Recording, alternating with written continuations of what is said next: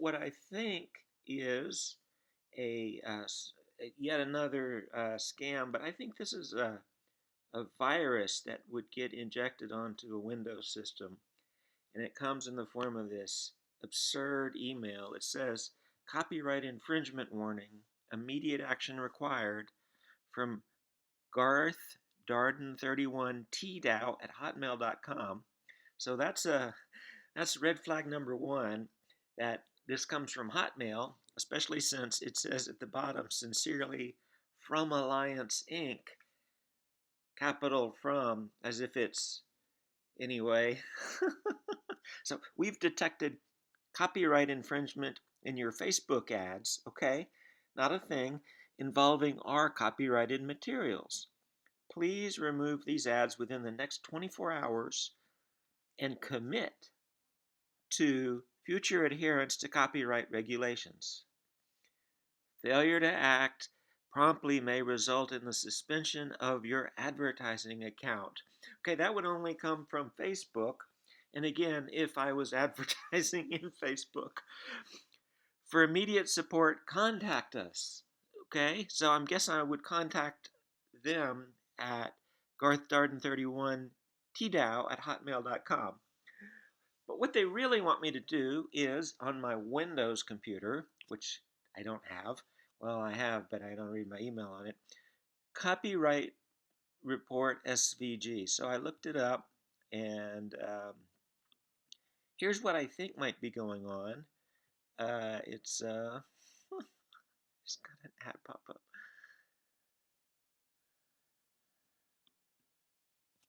Anything in the world of Windows is just so frustrating. I think it says uses SVG files to smuggle QBot malware onto Windows systems. And then it goes on to say that this is a gateway to other malware above and beyond QBot. Okay, so what I did was, even though I was on a Mac, I don't want to look at this on a Mac, but I did download it and then shoot it over to my Linux box here. And so this is just a little Linux box that I have in the other room. And that's where I decided to look at this. And if I VI the SVG file, then it's in base 50 or base 64 format. So let's see. So it says let's see, width and height is 100. So that would be tiny. If it I looked at it on my Linux box too, and it didn't seem to be like a real image. But so here's the file.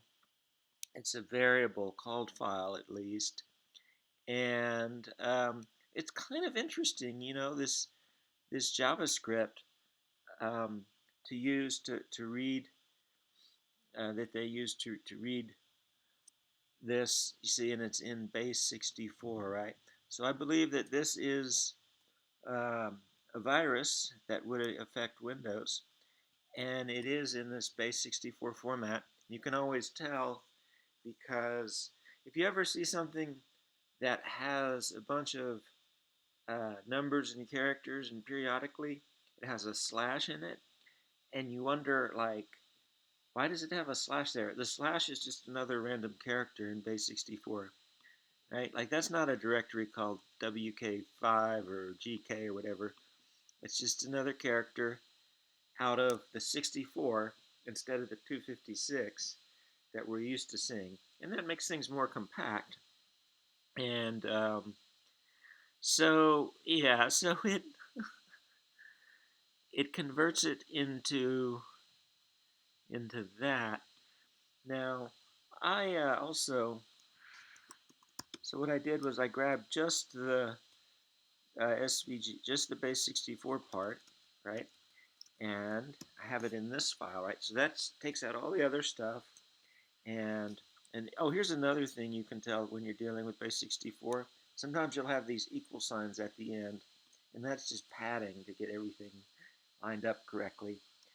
Because of the way that it spans the 64 characters, it's rather nice, actually. It's a pretty cool format. and I have a base 64 decoder, and I looked at it, and a lot of it is, of course, doesn't decode quite right. Um, but there you go. I thought if anybody's interested in this, let me know, and I will shoot this. I'll give you a copy of this file. Now it's an interesting the idea. I'm curious how on the Windows system um, it.